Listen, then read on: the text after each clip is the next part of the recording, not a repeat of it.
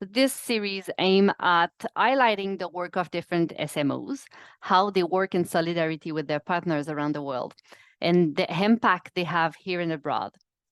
Many of these SMOs are contributing to the well-being of their communities here in Canada through programs to support newcomers, for example, or they work in partnership and in support with youth and Indigenous communities.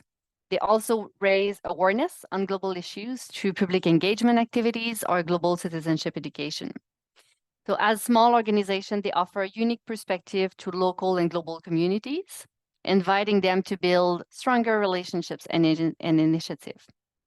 So today you will hear from 3 organizations, Canadian organizations, trying to build bridges between global and local, resulting in greater solidarity. So I will now hand over the mic to our chair for today's session, my colleague Nico Peña, who is for Change Community Engagement and Learning Lead. Thank you.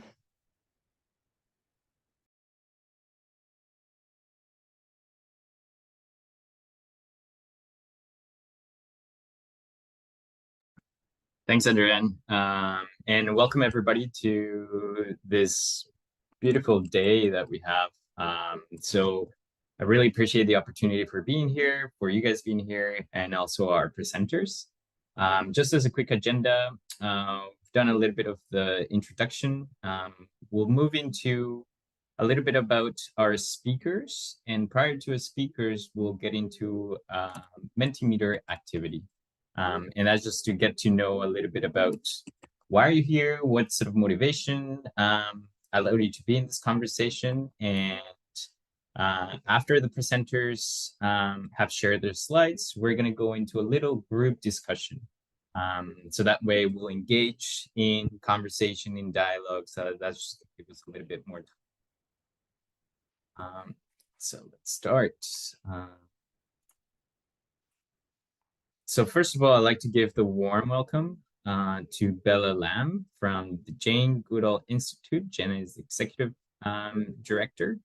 And Bella will start the conversation, followed by Laura Vergara, who is the project manager at Crédit.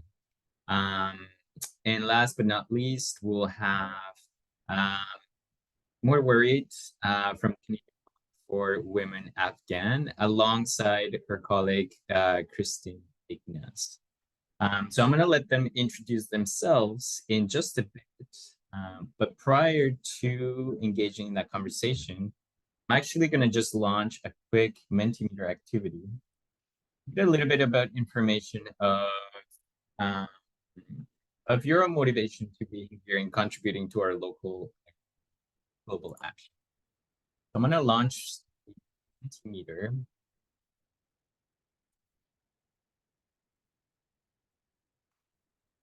If you didn't get the code is 2651-9535. My colleagues can also put it in the chat. Perhaps you can help me with that.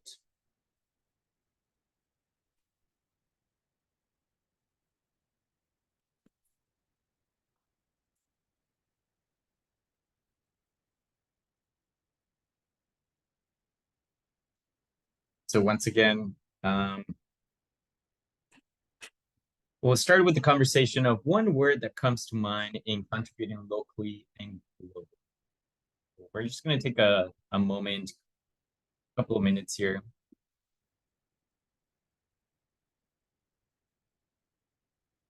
Worldwide, connected, responsible.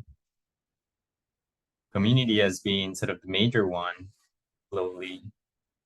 Advocacy, relationship, knowledge exchange, solidarity.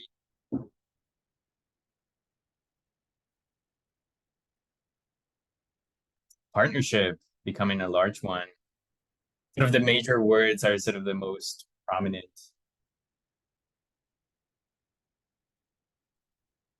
Perfect. We'll take a screenshot of this so that we keep it for our records. And we'll move into the following. Oh,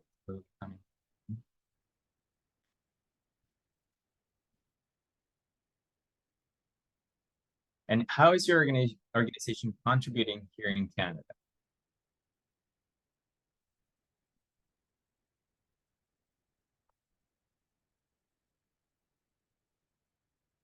So just a little bit of a context, largely through this SMO speaker series, we've contributed to conversation internationally, what's happening with local partners.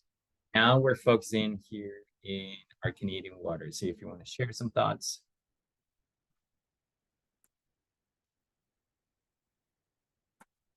Partnership with First Nation communities, Indigenous-led partners, great.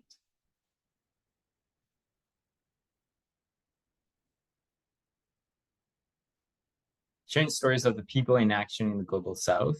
Yes, storytelling is a major one. Public engagement alongside sharing knowledge, youth engagement,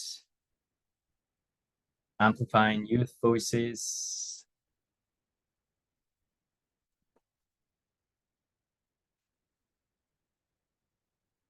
So I'm glad a lot of these comments are becoming quite strong and in resonance with the conversation today, because essentially a lot of these subtopics, in one way or another, our speakers are going to touch on. So we really appreciate your input. So I'm going to come back to our speakers, and then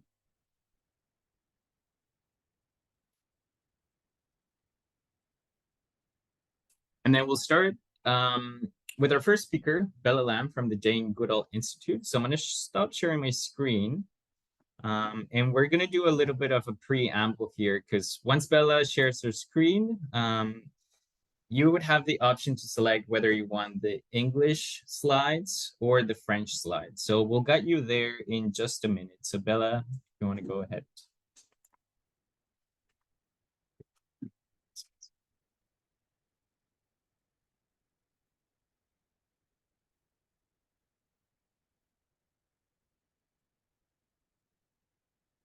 All right, so just to let you know, at the in your menu bar, you have an option to see view slides.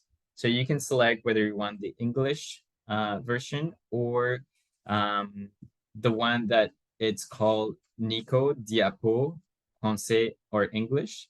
That way, you can follow along based on your language preferences.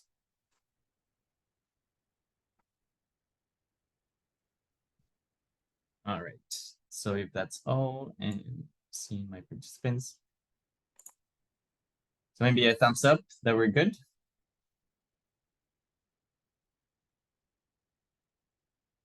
Perfect. So Bella, welcome, and the floor is yours. Thank you, Nico. Hello, everybody. As Nico mentioned, my name is Bella Lam, and I'm with the Jane Goodall Institute of Canada. And actually, I also see my colleague, Marie Meloche, who's our Director of Programs, also joining us online today. She has a wealth of knowledge about our project, so feel free to chat with her during the breakout session or if there are any questions afterwards. So I just want to give her a shout out. And so today I've been asked to share about the Jane Goodall Institute, or JGI, our experience under the GAC's SMO initiative, and how we're linking what we're doing globally to our activities in Canada. And I think one of the main not difference, but kind of what people would often ask is, as you see on this slide, the Jane Goodall Institute, you guys are about chimpanzees. Like, what are you doing in terms of doing in sustainable development or being in Canada, because they know about chimps in Canada. So I want to just set a stage a little bit about, we'll talk a little bit about the project that gets funded and the approach we take, where we look at conservation, but from a very community-centered approach, and then linking it back to what we are, the kind of initiatives that we have in Canada. The first part of this slide, just to give setting the context, I'll give a very brief overview of the project that's funded under the GAC Development Impact Window.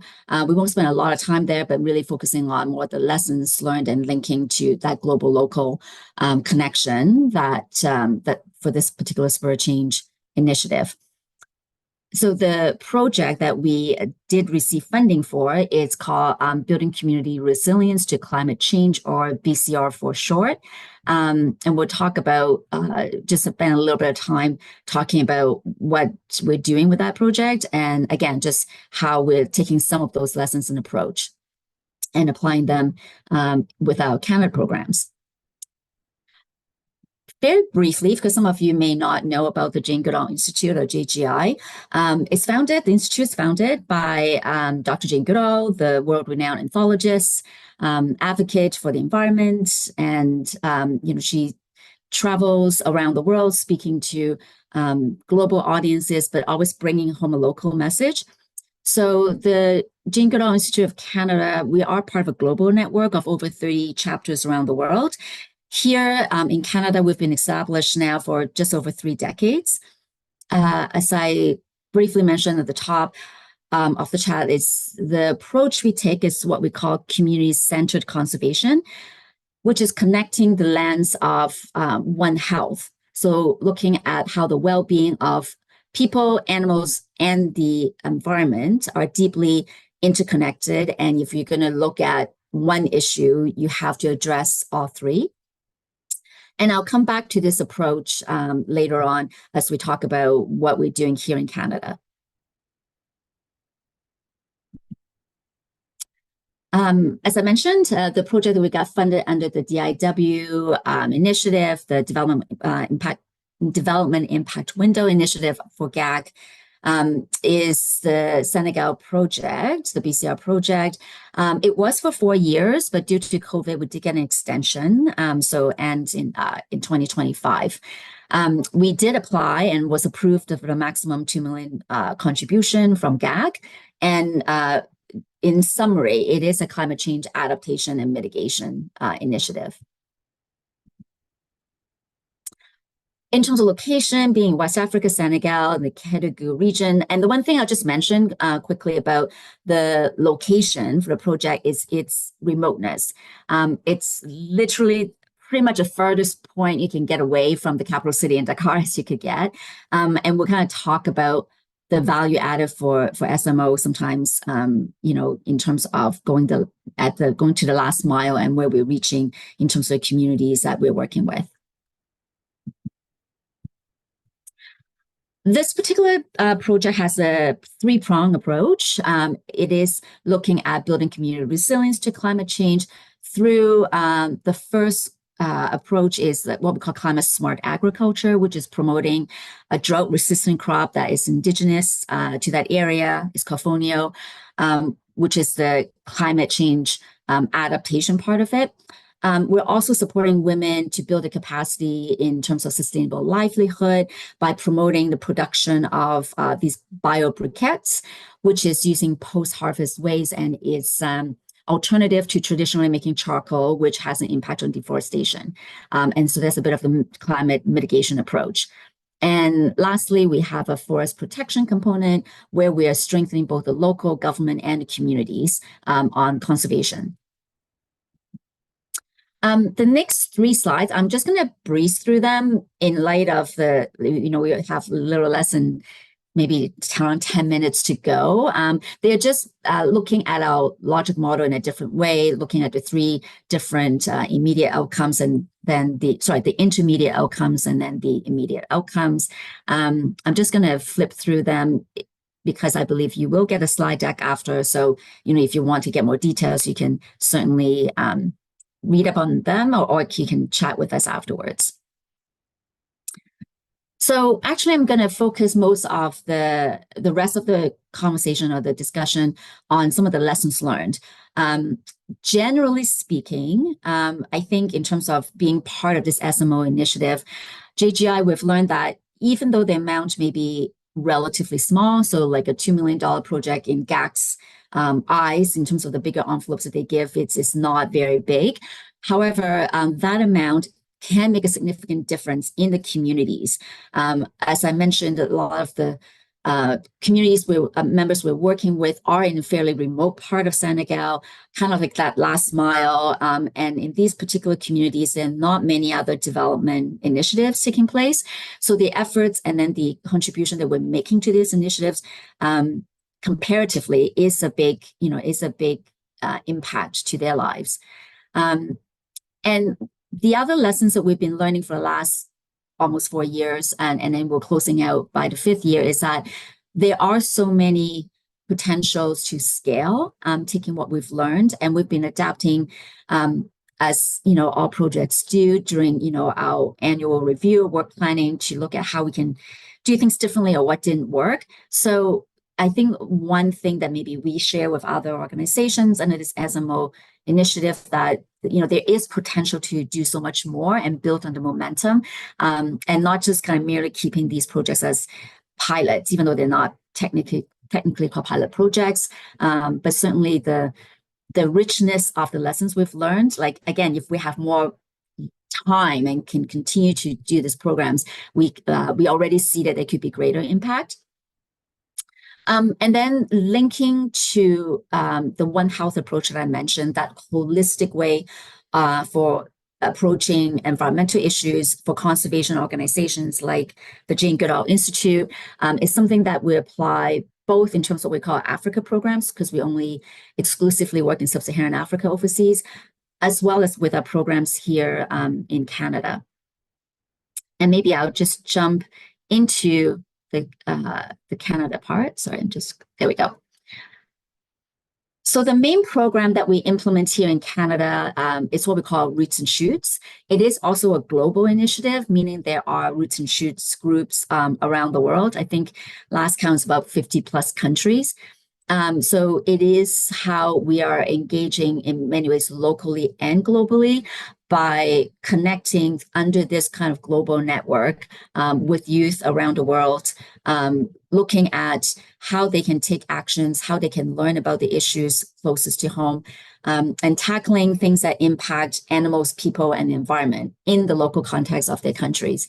So in Canada, we are amplifying youth-led actions, providing resources and support as young people get to do some hands-on hands-on experiential learning. But moving beyond that is to how to take actions, that looking at that holistic approach. And in the last number of years, we've been supporting projects from coast to coast. Here's just a screenshot of the map. The blue dots is where you see these are the projects we've funded in our last fiscal year. And throughout all that learning and experience, we are also taking some of that community-centered conservation approach I mentioned, let's say with our overseas programs, and looking at here in Canada, what is JGI's role in terms of working with partners here at home. And over the past number of years, we've been learning what that means in terms of working with Indigenous partners or Indigenous-led organizations. When we're talking about the crisis of climate change, of biodiversity loss, and environmental inequity, which is the 3 areas that we prioritize and focus on, in the context of Canada, we feel like we really cannot address them without centering the voices of Indigenous communities, understanding their perspectives and their knowledge. So that is part of the work that we're doing in terms of decolonization and reconciliation. Although this Roots and Shoots program is not funded under the GAC SMO initiative, but we do see that as a great approach to link the local and global, because the young people are asked to do a mapping of what's most important to them at home, but we do provide opportunities through this Roots and Shoots global network for them to interact with other Roots and Shoots chapters. It's not a perfect system because of language, because of connectivity, but where it is possible. So just give you one example, the team that's leading our Roots and Shoots programs here in Canada, looking at the Indigenous perspective, has been doing some work with the Roots and Shoots groups in Australia, which also has a focus on working with their Indigenous population. So it's just sharing some of that very local issues, but has a global lens and global connectedness is something that, these are some of the lessons we're learning and how to best support that. I'm conscious of time, so maybe I'll move into my final slide. And so another thing that we do in Canada, which I saw in the Mentimeter, is kind of like that public engagement. So with our founder, Dr. Goodall, when she does come to Canada, when she's doing her tours, it's a great opportunity for us to have her in front of large audience, right? To share that message, the message of what we call like hope through action. Especially with the crisis that we're dealing with in terms of climate anxiety, it's like very easy to feel hopeless in terms of engaging with Canadians. So very much as part of Dr. Goodall's message of taking that hope and translating to action. We also use that opportunity to talk about the work that we do at the Institute. So as she's addressing these sold-out crowds, it's an opportunity for us to also broadening that message, either through having social media as well as traditional media, amplifying the opportunity that we have when she is doing these engagement events. And just, I'm raising awareness, from coast to coast, because she does visit a different part of Canada each time she comes. And part of the work is, that's just one event, but then the hard work is, we then get connected with these people and then we follow up as an institute, in terms of taking them through the journey of, they get to know us and then what are things that they can do. We then talk about the programs that we have with our Africa programs and introduce them to that part of the work, because a lot of Canadians come to JGI through different lens. Some of them come because they are a fan of Dr. Goodall. Some of them come because they believe in conservation. Some of them come because they've heard about our youth programs. They could be educators. They could be young people. So it's a way for us to, use that platform to share those very different types of audience, but the issues are very connected. So with that, I'm going to stop so that I can give my colleagues their time slot as well.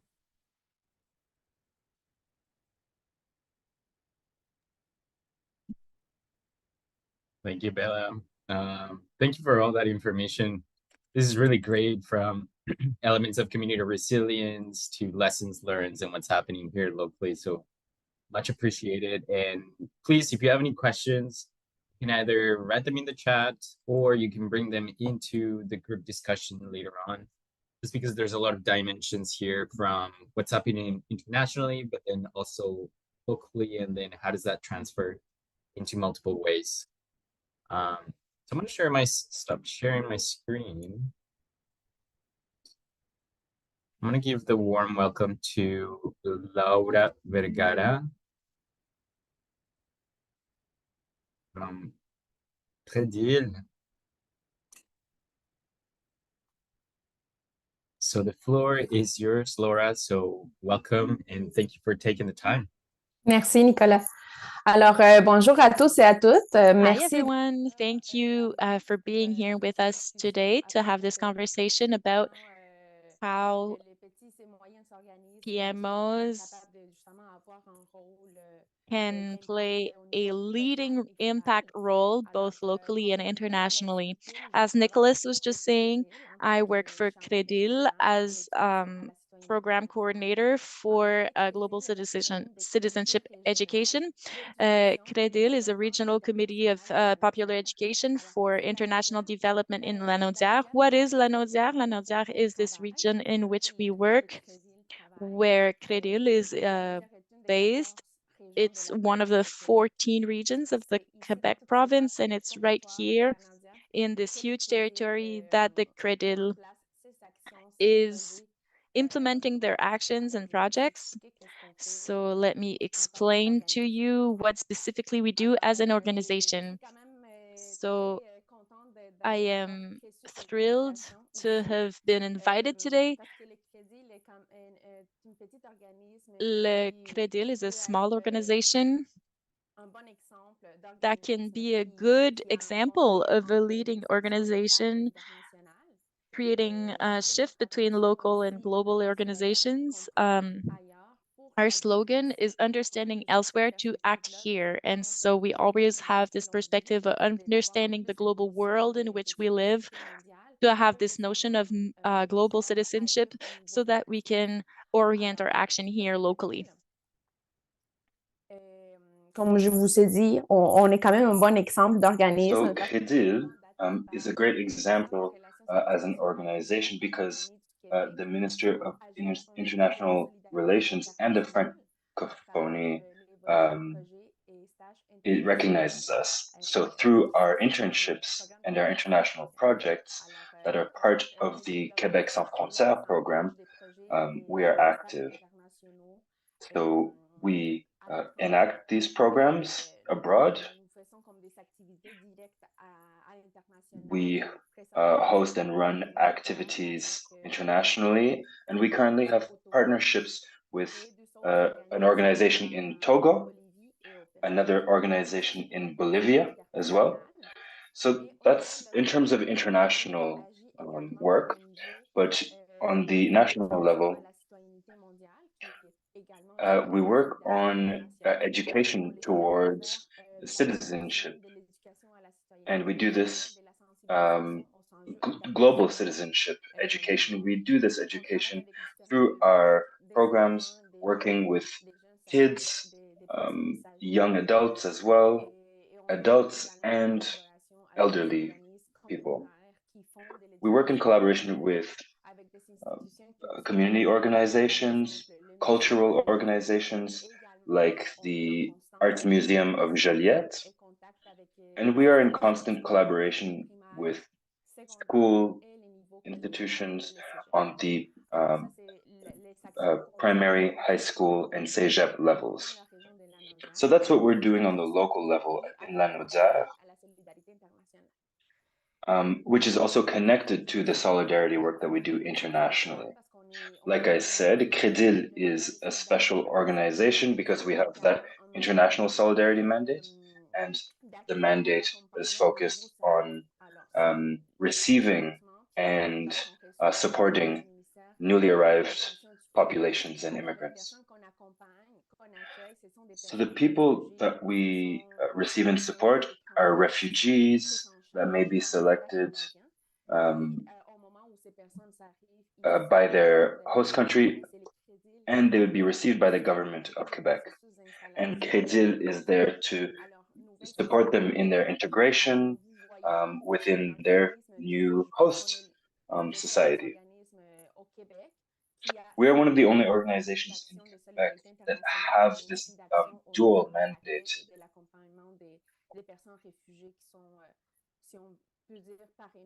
So joining that international aspect with the local work and receiving and hosting refugees.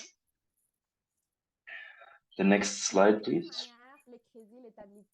So in which way does CREDIL establish the connection between the activities in Canada and the activities abroad?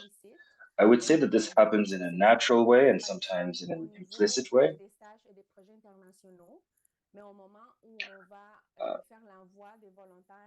At the moment of sending volunteers internationally who might be working in Bolivia, in Togo, or in Peru, they would receive experiences, international experiences, work experiences, and once they return, we would invite them to get involved with our activities that are geared towards citizenship and integration.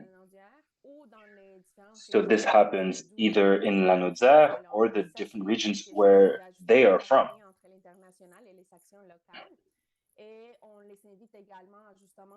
We also invite those members to get involved in their communities to develop a type of personal engagement and a community engagement. The other thing that we do on the local level through education towards citizenship is to invite refugees and newly arrived immigrants to participate in those education activities. So really allowing them to express and to share their journey, their background, and we think that this can help to really sensitize and educate the local population about the realities facing these populations.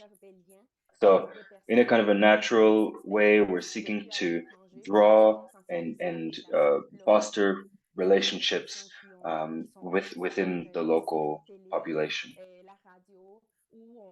We also involve people who are from the media, and sometimes we also show accounts and stories and narratives within people within the schooling and education world. I want to talk to you now about something we did in 2021. This was a project that really shows that connection again between the international and the local. It's a virtual international youth forums. And we would use these forums to put youth from different countries together, encourage them to exchange knowledge and to learn together about different issues facing their communities. So getting those youth to participate in 3 different forums on the topic of the environment, climate change, and sustainable development, with the objective of getting them to draft a declaration on issues that they are affected by directly. So obviously they get educated, but then they're involved in a proactive way to really seek solutions. So I think this is reflective, obviously, of the pandemic process, the pandemic context, where when COVID-19 was really felt, we used the technology that we had available to maintain our activities. And it was quite successful, and it even gave us the ability to reach out to audiences a bit further away than we usually would. The support of our partners internationally has been really essential.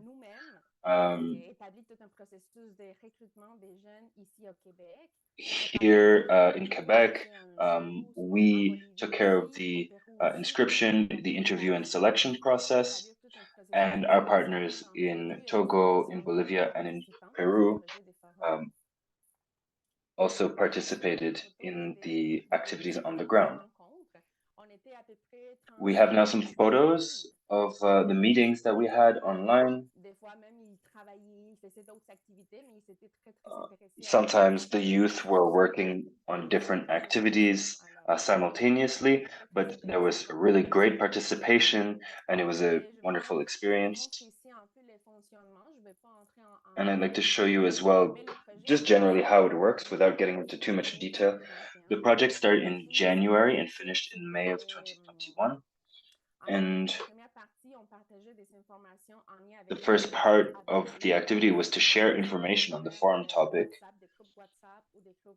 using WhatsApp and on private groups on Facebook. And we would then move into subgroups where the participants would work with people who speak the same languages as them. And the youth would then identify the issues that they felt compelled by.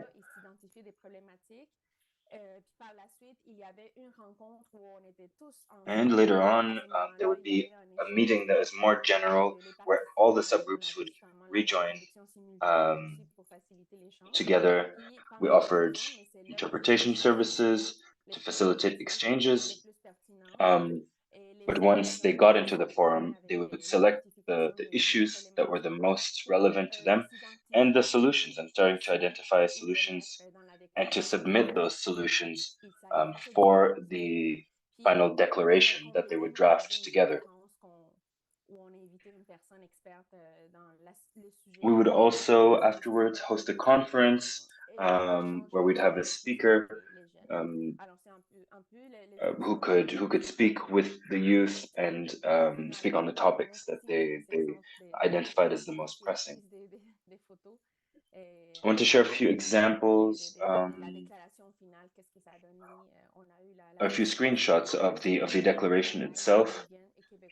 We had the participation of 3 people, including one young Togolese girl, and they synthesized all of the exchanges of the forum. That was one specific example where we participated and we combined the 2 mandates that we have into one project, the local and the international. And of course, we invited our partners to find out more about citizenship and integration. We find it very important for them to integrate. We find it really important for organizations to work with communities within Canada, because we think the local population actually needs to be sensitized on the issues facing these people. And of course, the youth need to have their voices heard, as well as the ethnic communities do. And obviously, this leads to a lot of opportunities to get involved with the community and really transforming these young people into actors of change. There are indirect ways that we also support their projects.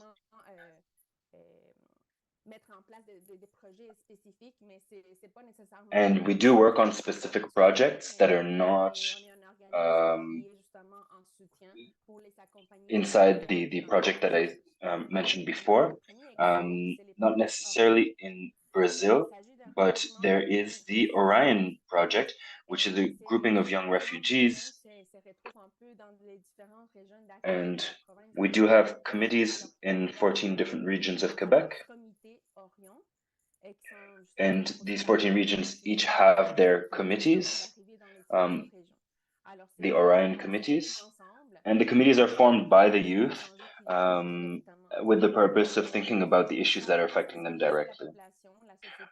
The objective is also to raise awareness amongst members of society about the realities of refugees supported by Canada.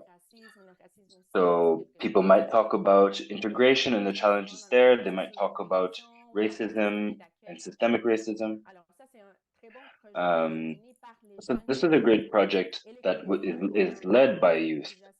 And Crédil, one of the members of Crédil, supports these young people in leading their projects.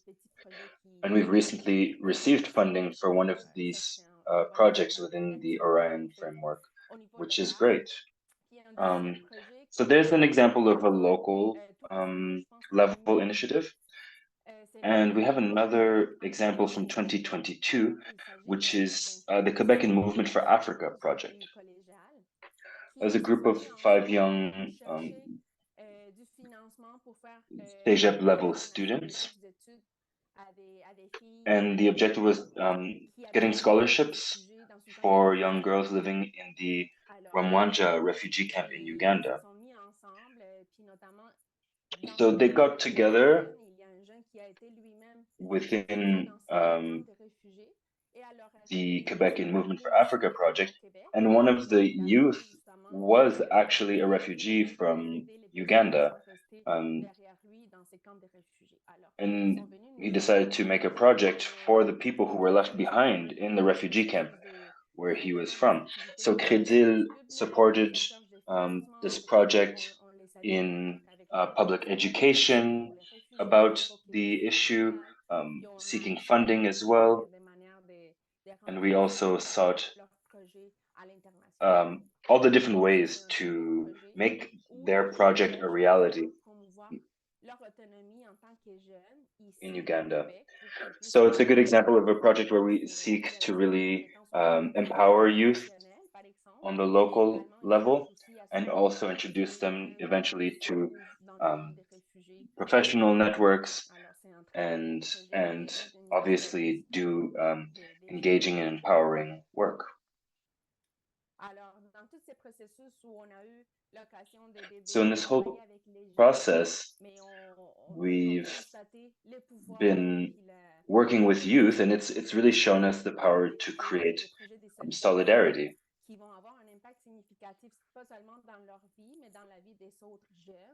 And yeah, we've seen that there's significant impacts in their lives and in the lives of other young people that they might work or do outreach with. And we've learned that we have to offer them support because these young people seek to better understand how the community world and international solidarity work in order to get involved. They may not fully understand how these international systems and this international work is done. So we're there to help them out with some of their first experiences and to make sure that it's rooted to their community and their local area. So we really believe in the potential of the projects that the youth decide to push forward, and I think it's part of our mandate. I don't know if I went over time, but I really thank you. You're just right on time. So 15 minutes on. Thank you for all the contribution. Extremely invigorating to see all the work that Khadija has done. I've been taking notes because I think there's a level of conversation that we can get on later on, from the elements of community engagement to elements of creating, multi-country partnerships and engaging with a local mind, with a local focus. So take that in consideration as we move into our third speakers, because then each one of you will select the room that you'd like to go and ask questions to our panelists. So to continue our conversations, I'm going to just stop sharing screen. Then last but not least, we have a duo from the Canadian Women for Women Afghan. So please give a warm welcome to Kristen and We're Worried. Hi, everyone. Just let me share my screen.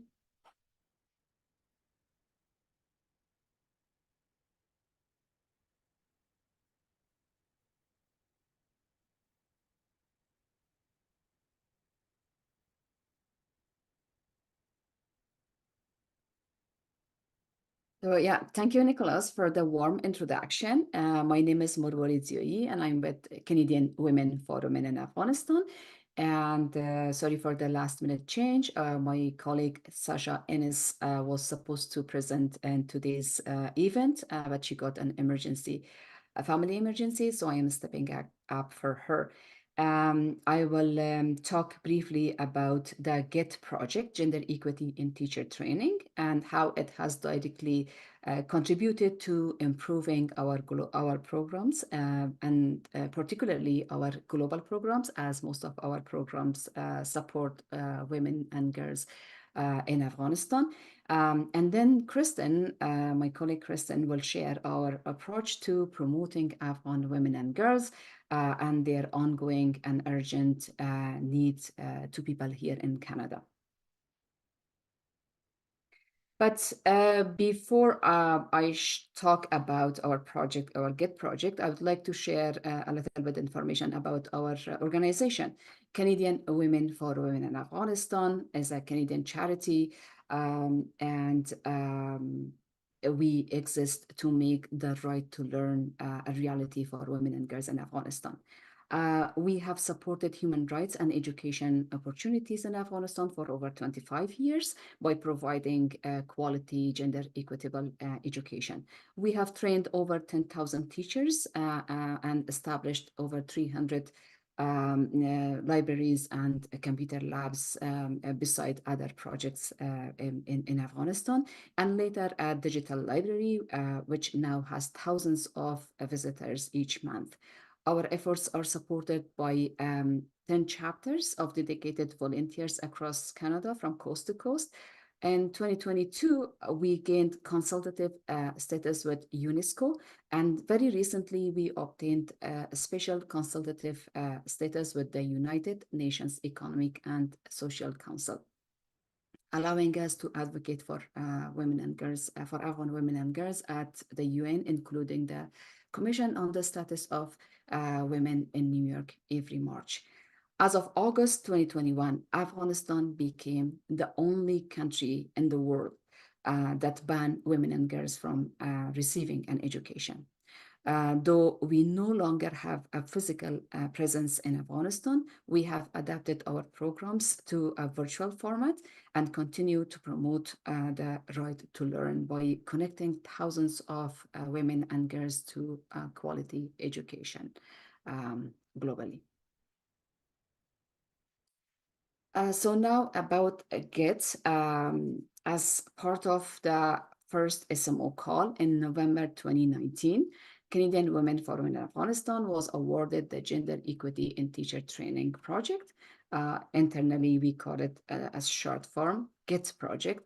The project was designed to support gender-responsive teacher training and teacher training colleges in 4 different provinces of Afghanistan. And ultimately, it was designed to increase the number of female educators in the country. It started just before COVID, and during the first year of the project, we had to pivot the work plan and to support students' learning through instructional videos and radio programs, and provided humanitarian support to girls and their families in catchment area schools, which included piloting a project called Learning Plus Basket. In May 2021, we were able to deliver an in-person gender analysis for educators training to senior ministry and college officials. You may be able to see the left photo is in the boxes or part of the Learning Plus basket, which includes learning materials and food items. And the bottom photo shows the women and men, these are officials from teacher training colleges, sitting on the ground in our country office and going through steps of GBA training. And then the Taliban took over the government in August 2021. Our project funding was almost immediately suspended by Global Affairs Canada, as the government of Canada considers Taliban terrorists. However, 18 months later, through the tireless efforts and collaboration of GAC colleagues, we began GET second phase. And I will briefly talk about the second phase of this project.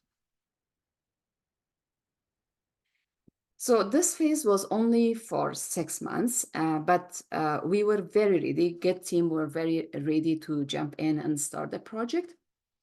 And as we could no longer work in Afghanistan with the educators, we developed a module learning management system and platform, and our Direct Danish, which is Knowledge 3 in Dari, the course site.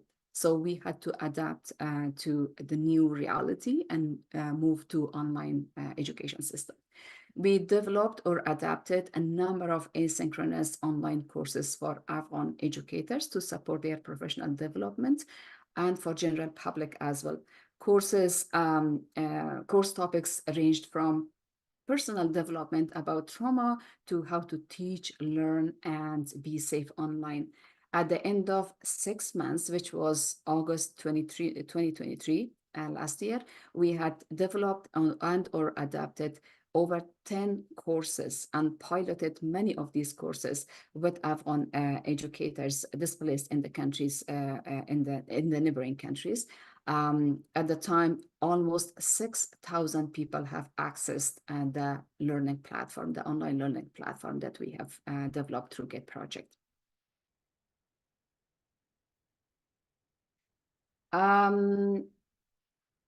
Sorry, before that, most displaced Afghans, of these Afghans were not confident in enrolling the courses in the countries that they were residing or they have been displaced without being facilitated through a local partner or service provider. And they needed the motivation, going through so many things in their life from being displaced because of Taliban's return to the country, and not having all the support. So they didn't have the motivation and also the means to do that. And so that's why we contracted with local service providers in 3 countries in the region: Pakistan, Turkey, and Tajikistan. These service providers were so crucial in continuing and amplifying the GET project activities. Without their support, it wasn't possible for us to reach out to Afghan educators in these countries. And although the project time was very short, there was no time to build the capacity of the service providers, but we had to move fast, and we had ongoing support to, like, it was kind of like weekly and bi-weekly support, coordination meetings and support to the service providers to bring them to speed and work with them to enroll Afghan educators, women more particularly, but we had men also, to enroll to our programs, to these courses, not only enrolling, but completing these courses. And these partnerships continue to be nurtured even post-project, because we still have a partnership with them, and they are still continuing to support Afghans in their communities. As the humanitarian situation in Afghanistan continues to be dire, especially in the winter months, we have improved and scaled GET Learning Plus Basket. And now we provide these humanitarian assistance to the families in need in Afghanistan. And that was adapted from the model that we pivoted from through GET project. With respect to management, we learned the value of having a strong team that included GAC project implementation expertise, which ensured we delivered the project to GAC's highest standards. Logic models and PMFs are now developed by CW program managers to manage programs. And now over to Kristen, and who is going to share how we systematically amplified GET work and many other CW programs back here in Canada. Over to you, Kristen. Thank you so much, Mourid. I was pulling in my notes here, which of course would have disappeared. There we are. So thank you so much. To pick up where Mourid left off, in order to connect the beneficiaries of these courses with the courses themselves, we developed an international marketing and communications plan, and we developed promotional materials for our partners in Pakistan, Tajikistan, and Turkey. So we had sought their local knowledge on the best messaging to reach Afghans in the region to promote these courses. But we admit that we'd not requested enough consultation regarding the best transmission of those materials. So even though our Canadian-based communications team developed quality promotional materials in collaboration with displaced Afghan designers, our initial materials, we admit, initially missed the mark.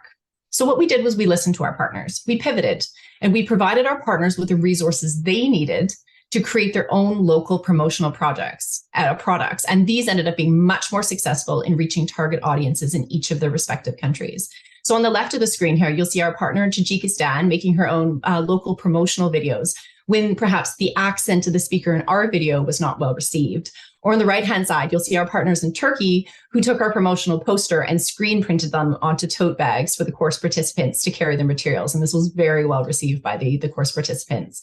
So as Bella had mentioned, having richness in learning experiences, This was one of our first learning experiences that will also allow us to have greater future impact. We learned that collaborative projects not only require intensive communication strategies, something that we hadn't actually done prior to the GET project, but we also need to allow for increased flexibility and autonomy for partners to determine best methods of community engagement.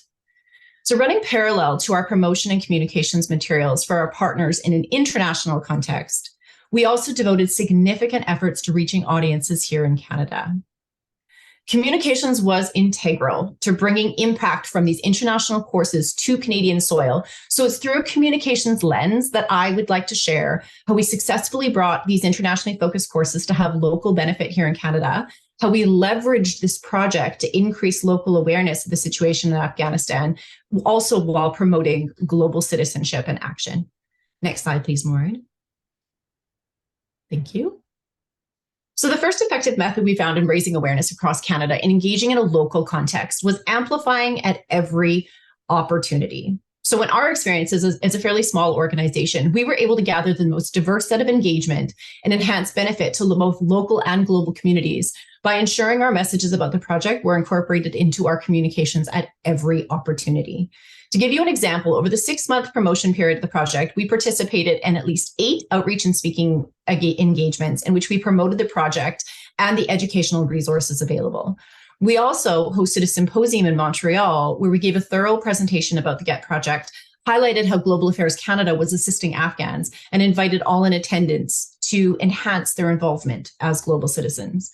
We also reached out to groups directly aligned with our mission to uphold the right to learn and presented at Canadian universities, teachers' federations, local service groups, and also participated in local information sessions hosted by our volunteer chapters in various cities across Canada.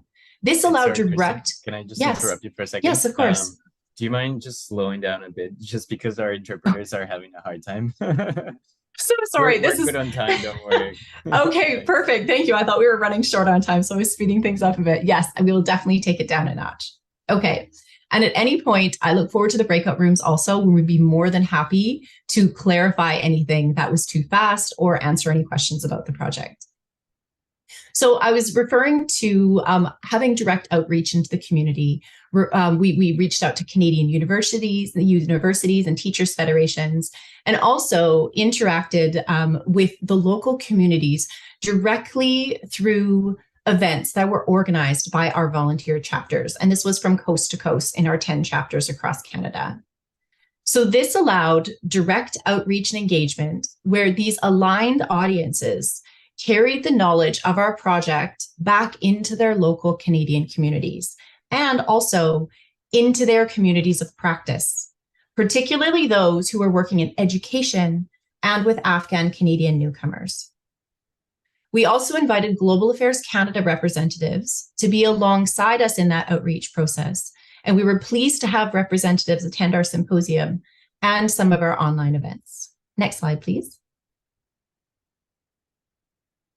So as I was listening to Bella and Laura speak about engagement within their respective organizations, I was seeing a lot of emerging themes in the use of effective engagement tools in the Canadian landscape.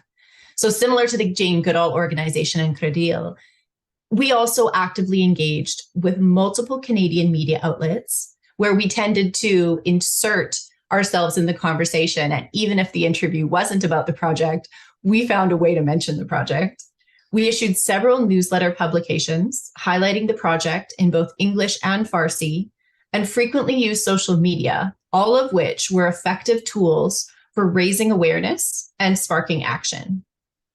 So to revisit the idea of amplifying at every opportunity to connect the internationally focused program to local audience, during the 6-month promotion period, we found success in providing over 35 social media opportunities aligned with this project and gave space for diverse Canadian and international communities to collectively engage with this project on a variety of platforms in multiple languages.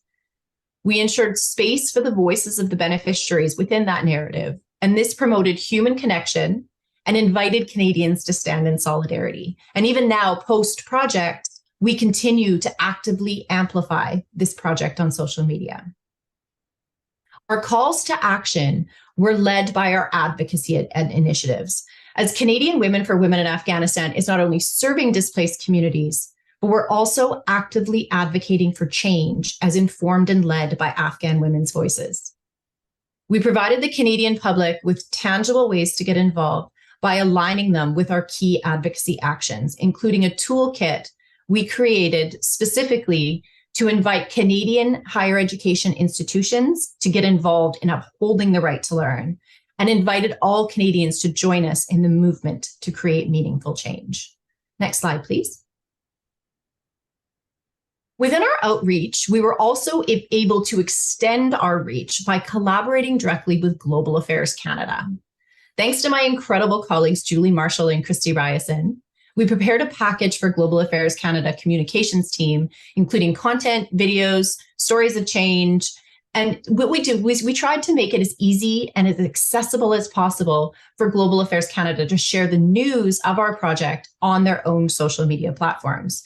This experience was one of the successful lessons of the project that we will certainly carry forward to future projects, as this allowed us to not only build stronger relationships with Global Affairs Canada, but it also provided increased exposure to diverse audiences, both locally and globally, via Global Affairs Canada social media feeds that we may not have reached within our own messaging. Next slide, please. And the last point I would like to circle back to is the importance of localized knowledge and outreach. We found this was such a crucial key in the success of the project and connecting the courses with those who could benefit from them in Pakistan, Tajikistan, Turkey, here in Canada, and beyond. Just like we found our international partners to be critical for the successful regional outreach, we were also grateful for the local knowledge of our chapters here in Canada, who are heavily aligned with both the educational sector and Afghan Canadian newcomer populations in their respective communities. One example I can give of chapter outreach is I recently met with one of our incredible chapter leads, who's also a teacher in an area of Canada that has an immense amount of Afghan newcomers.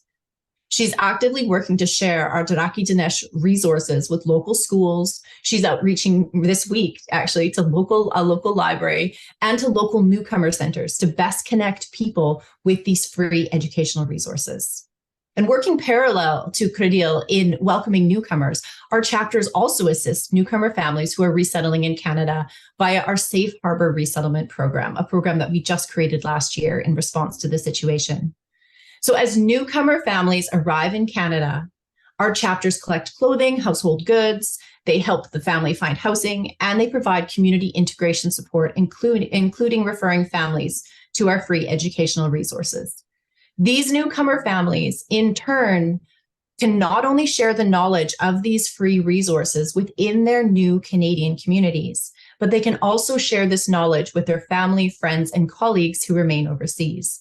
I think this demonstrates a great way where an internationally focused program can have benefit here in Canada and how that local knowledge can also cycle back to have international reach.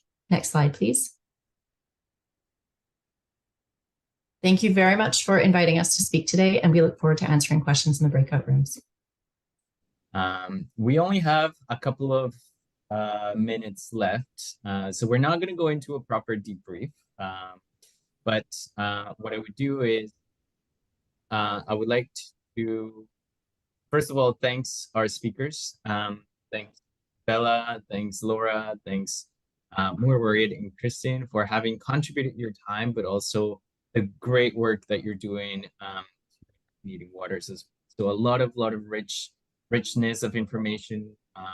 Take into consideration that we'll share this information later on. And we'll piggyback with our speakers to some of those resources that were mentioned so that we can share those with you as well. Perhaps, Andrea, I will give you some last words. Yes, thank you, Nico. So thank you, well, to the Spirit team for organizing, to the speakers for sharing so openly your experiences. I would also like to thank our interpreters, Fanny and Justin, for doing an amazing job. And finally, maybe just mentioning that we will be hosting a fourth session of this series, which will be on collaboration among SMOs. And we are currently working on an SMO report. This is something that we publish once a year to share a little bit about the state of SMO and the contribution of SMOs in Canada and abroad. So for that final SMO report, we are writing up 8 case studies of SMOs contributing in a different ways to global solidarity. So this will be published potentially by the end of March or beginning of April, and we will organize a launch to share these different stories. So thank you very much for joining, for listening, for contributing, and looking forward to open up a space again in a few weeks.